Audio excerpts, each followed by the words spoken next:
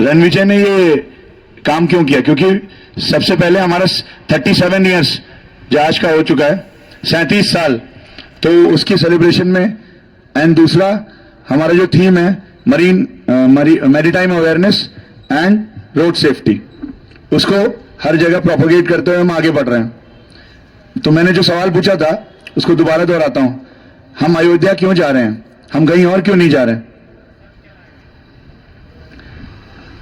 कोई आंसर दे सकता है, जवाब दे सकता है?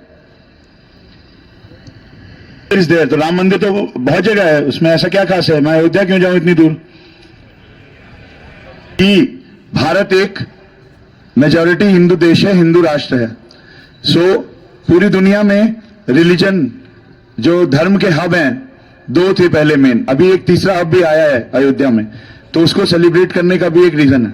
तो अभी पूरे विश्व में तीनों रिलीजन के 3 मेन हब हैं, आपका मक्का, यरूशलेम और अब अयोध्या हो गया। तो इस प्रकार हम अपनी जर्नी पूरी करेंगे अयोध्या में। रैली का एक और भी रीजन है, हम स्पिरिट ऑफ कमराडरी, भाईचारा, इससे दर्शाते हैं। कैसे? जो लोग कभी भी रेगुलरली तो सभी बाइक चलाते हैं, बट 1800 किलोमीटर 2000 किलोमीटर कोई बाइक नहीं चलाता जनरली, फिर भी हम एक टीम की तरह बाइक रैली कर रहे हैं, सारे एक फॉर्मेशन में चलते हैं, तो उससे हमारी स्पिरिट ऑफ कमराडरी भी दर्शाते हैं हम। For all I know everything, everybody is from naval NCC, correct? So you guys must be aware, आपको पता होगा नेवी के बारे में, थोड़ा आइडिया होगा। अभी आपका एग्जाम भी हुआ, मुझे बताया गया था कि नेवी कुछ सब्जेक्ट्स हैं आपके, ए सर्टिफिकेशन का एग्जाम भी था आज। तो मैं ये मानता हूं कि जो अभी जिस ऑडियंस को मैं एड्रेस कर रहा हूं, जो भी मेरे श्रोता हैं, उनका बेसिक ज्ञान होगा नेवी के बारे में, करेक्ट? तो जब मैंने जैसे ही टेक ओवर किया था माइक, मैंने बोला मैं इंजीनियर ऑफिसर हूं, अभियांत्रिकी अधिकारी। आपको पता है इंजीनियर ऑफिसर कौन होता है जहाज पे? अगर एक जंगी जहाज चलेगा तो कैसे चलेगा वो? उसमें एक इंजन होता है जो जहाज को प्रोपेल करता है, और अगर जंगी जहाज है तो उस पे वेपन्स होंगे, मिसाइल्स होंगी। और क्या होना चाहिए जहाज पे जब इतने लोग चलेंगे? जैसे कि हमारा जहाज पे 390 सीलर और 30 अधिकारी हैं, तो इतने लोगों के लिए और क्या क्या चाहिए?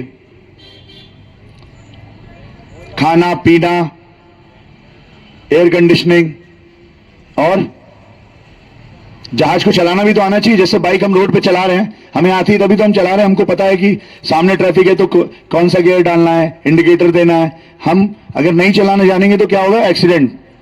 अलग अलग डिपार्टमेंट्स होते हैं, जैसे कि मैं इंजीनियर ऑफिसर हूं, मेरे colleague commander Gotapu logistic officer हैं, उनके बगल में जो बैठे हैं commander Arvind Krishnan electrical officer हैं। इलेक्ट्रिकल और इंजीनियरिंग में फर्क क्या है? दोनों तो ही टेक्निकल दिखते हैं। आप कोई बता सकता है मुझे? वेपन्स भी ध्यान देते हैं। वेपन्स को, हमारे जो वेपन्स होते हैं, छोटी सी पिस्टल या रिवॉल्वर नहीं होती। हो सकता है हमारा वेपन ऐसा हो जिसमें एक बुलेट या एक शेल 20 किलो से ज्यादा की हो, तो वो हाईली एडवांस्ड मिसाइल्स होती हैं या गन्स होते हैं, रॉकेट्स होते हैं। उनके मेंटेनेंस और अपकीप के लिए हमारे इलेक्ट्रिकल ऑफिसर का रिक्वायरमेंट होता है। ये तो हो गई टेक्निकल बात, बट एक्चुअली शिप का रोल क्या है? हर शिप का कुछ ना कुछ रोल होता है। उसके लिए मैं मेरे colleague lieutenant commander Aditya Vashishtha को स्टेज पे आने का रिक्वेस्ट करूंगा। आज आए हैं सबसे पहले बताने के लिए रोड सेफ्टी के बारे में, ठीक है? दूसरी चीज है मैरीटाइम अवेयरनेस। क्या होती है ये? समुद्री जागरूकता। लेकिन उससे हमें क्या फर्क पड़ता है? उससे हमें यह फर्क पड़ता है, हमें पता चलेगा नेवी का रोल क्या है, नेवी किस लिए बनी है, नेवी करती क्या है, ठीक है? अब आर्मी का सबको पता है, बॉर्डर पे जाते हैं, गोलियां चलाते हैं, दुश्मन को नस्ते नाबूद कर देते हैं। सही बोल रहा हूं? नेवी भी वही काम करती है, लेकिन हमारी डोमेन क्या है? पानी। हम समुद्री लड़ाकू हैं, unlike army which fights on land and air force which fights on air. लेकिन navy is a multi-dimensional force, not only water force. Navy के जहाज पानी पे भी चलते हैं, नेवी के पास हम अपने खुद के फाइटर जेट्स भी हैं, हेलीकॉप्टर्स भी हैं, नेवी के पास सबमरीन्स भी हैं। तो हम कहां कहां लड़ाई कर सकते हैं? हवा में, पानी पे, पानी के नीचे और जमीन पे। ठीक है, इतना समझ आ गया सबको? वेरी गुड, बहुत इंटरेस्टिंग लग रहे हो सब लोग। चलो good. How many want to actually join Indian Navy? Excellent. पहला क्राउड मुझे यहाँ पे ऐसा मिला है जिसमें 50 बच्चों से ज्यादा ने हाथ खड़ा कर दिया कि हमें नेवी में आना है। और फौज कौन कौन जाना चाहते हैं? Let it be navy, army, air force. Roles बताता हूं मैं पहले, ठीक है? नेवी के रोल्स 4 तरह के हैं। प्राइमरली मतलब सबसे इंपॉर्टेंट जो है वो है मिलिट्री रोल। मिलिट्री रोल नाम से समझ आ रहा है? देश की सुरक्षा करना। कहां जाके? घर पे बैठ के नहीं, जाना पड़ता है हमें भी फील्ड पे। देश की सुरक्षा करना, कोई दुश्मन हम पे अटैक ना कर दे, अगर अटैक करता है तो उसको खत्म कर देना। ठीक है, सिंपल मैं बता रहा हूं अभी। दूसरा रोल जो नेवी का है वो है कॉन्स्टेबुलरी, मतलब जो हम लॉ एंड ऑर्डर है, जमीन पे है, यहां पुलिस रहती है वैसे ही पानी के लिए there is something called coast guard. ठीक है ना? कोस्ट गार्ड के साथ साथ नेवी के शिप्स भी लॉ एंड ऑर्डर प्रोटेक्ट करते हैं। ठीक है, बरकरार रखते हैं एट सी। अभी आर्मी जमीन पे तो हमें पता है कि हमारी, देखो भाई मेरे पास तो 10 एकड़ जमीन है ना? अब पानी का कैसे पता चलेगा? तो हमने डिफाइन कर रखी है हर चीजें।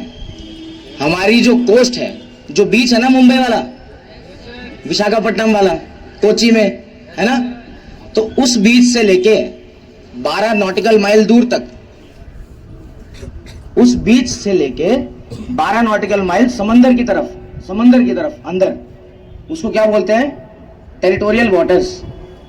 ये वो पानी होता है जिस पे किसी भी देश का पूरा हक है। क्लियर? पूरा हक इन द सेंस वो वहां पे ड्रिलिंग कर सकते हैं, वो वहां पे फिशरीज को डेवलपमेंट कर सकते हैं, है ना? वहां पे फिशरमैन जा सकते हैं, जितनी मर्जी मछलियां पकड़ सकते हैं, लेकिन वो सिर्फ और सिर्फ इंडिया के लिए है, not for any other country. कोई दूसरा देश आके उस एरिया में कुछ नहीं कर सकता। अगर उसको अपना जहाज भी लेके आना है तो उस देश को परमिशन लेनी पड़ती है भारत से कि क्या हम आ जाएं। अगर अलाउ करेंगे तो दे कैन एंटर, नहीं तो टाटा बाय बाय। हमारा काम केवल और एक ही है, भारत की रक्षा करना, भारत को भारत के दुश्मनों से बचाना। हमको इससे कोई फर्क नहीं पड़ता कि दुश्मन कौन है, और भारत के सभी भारतवासी हमारे भाई और बहन हैं। इससे ज्यादा मैं कुछ नहीं बोल सकता। मायने रखते हुए हम अयोध्या इसलिए चुने तो क्योंकि जो डोगरा रेजिमेंट का जो सेंटर है, तो ये जो रैली वहां टर्मिनेट होती है। ठीक है, और किसी को कुछ सवाल